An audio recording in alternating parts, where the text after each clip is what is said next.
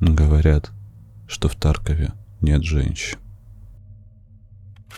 На самом деле, у каждого своя история. Возможно, именно моя сделала из меня то, чем я стал. Этот день был безумнее, чем я ожидал. Хорошо, что он почти закончился.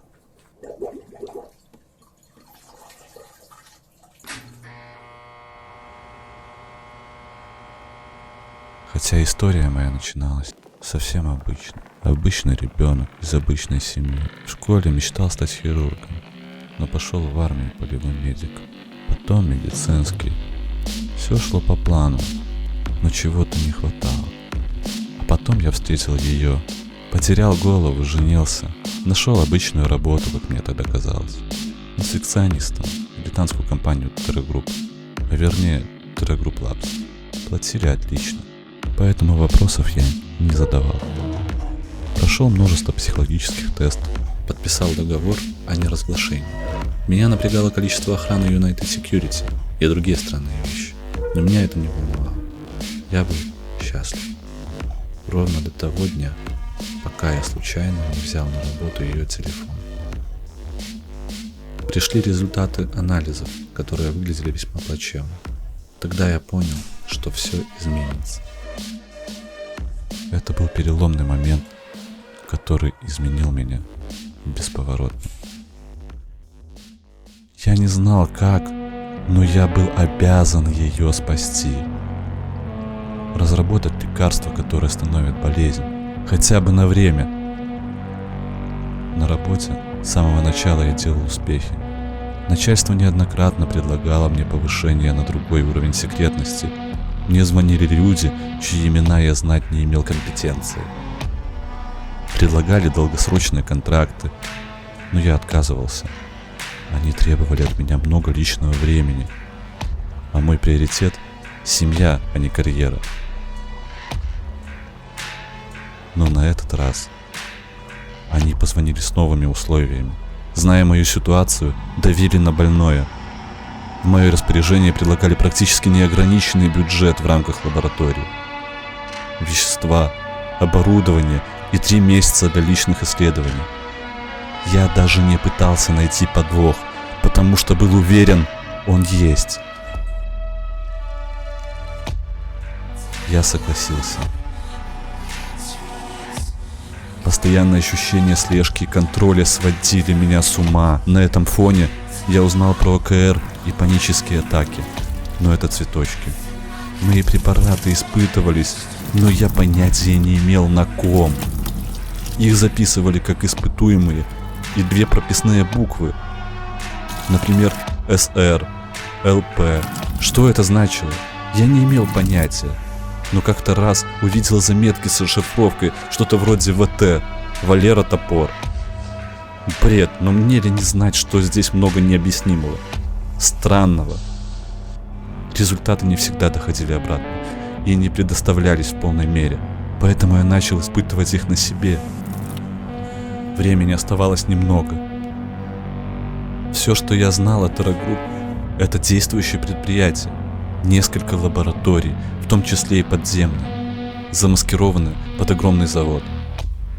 Искать их – это как искать иголку в стоге сена.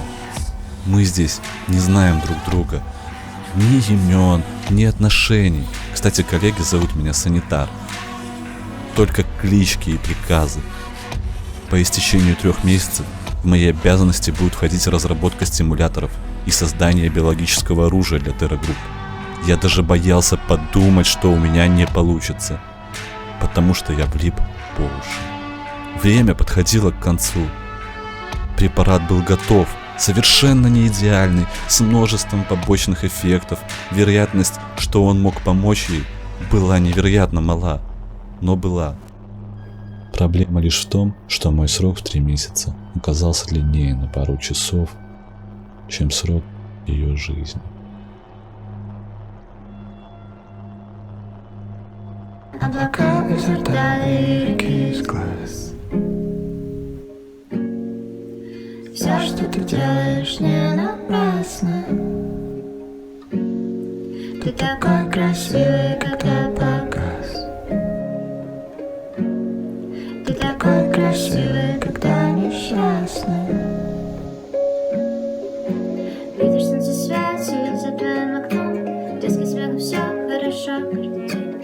Я пообещала все рассказать потом, но даже солнце лучики отбрасываются. В городе, где нет нас, есть не мы. Каждый раз заходят звезды на восток.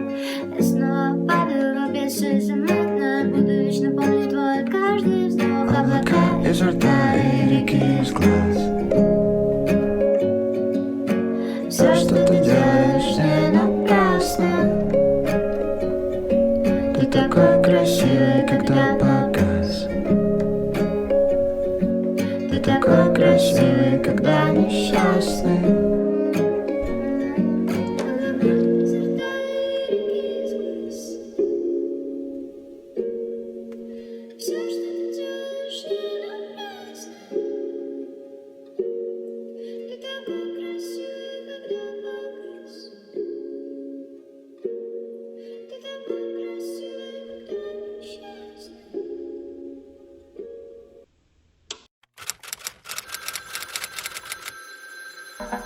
Сотрудник 110 на связи. Слушаю вас. Ситуация критическая. Слушайте внимательно запись. Вас понял. Вы меня не знаете. Я из службы безопасности Тарагу. Ваш номер взят из архива экстренных контактов ценных сотрудников. Наш главный офис накрыли. Поступил приказ об эвакуации всех сотрудников. Был взрыв, у нас тут десятки жертв. Не могу сказать. Докладываю точку эвакуации. Нарвинский порт. А вас знают и будут искать. Измените внешность по возможности и важное данное по возможности уничтожить. Все вопросы потом. Если не успеете к отплытию, следуйте плану. Есть местечко для вас в заброшенном санатории Лазурь. Номер 110. Ключ с синей меткой уже у вас. Удачи, коллега.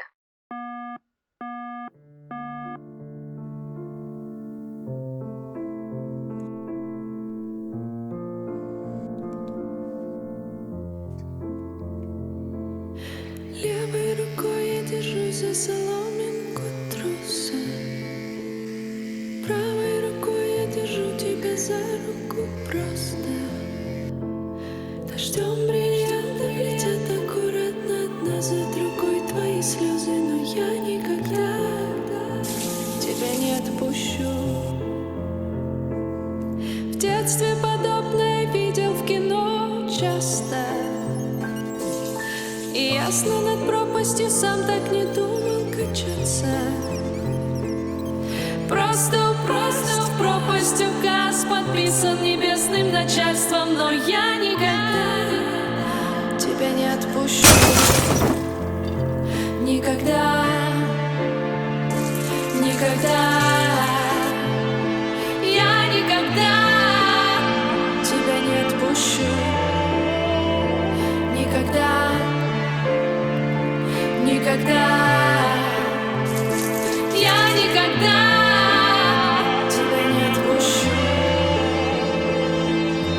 Наши ладони расходятся по миллиметру. И с каждой секундой это все больше заметно.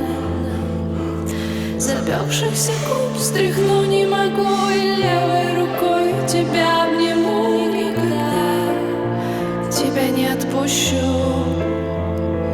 Никогда, никогда, никогда. Я никогда тебя не отпущу. Никогда, никогда, никогда. Я никогда тебя не отпущу. Никогда, никогда, никогда. Я никогда тебя не отпущу. Никогда, никогда, никогда, никогда. Я никогда тебя не отпущу. Никогда, никогда, никогда. Я никогда тебя не отпущу.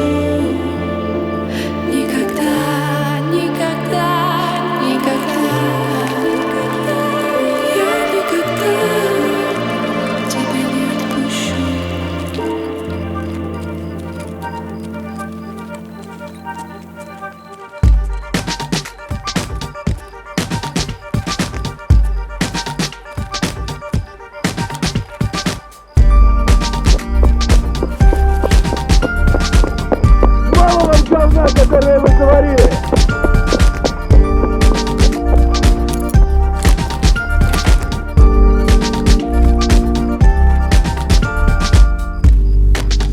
Гуси, лебеди, не грусти, не забыли пути назад.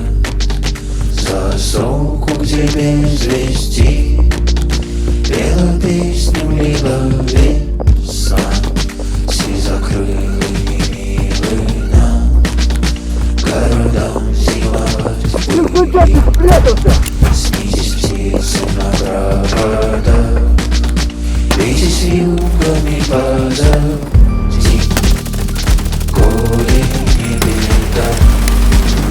Не важно, насколько зим гнезда навести. Однажды горе не беда.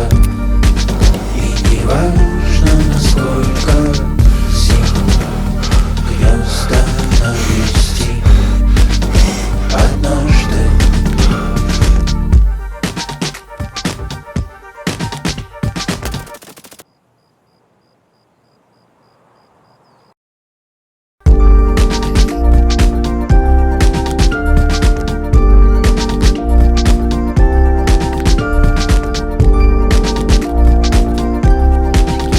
Снимаем кино.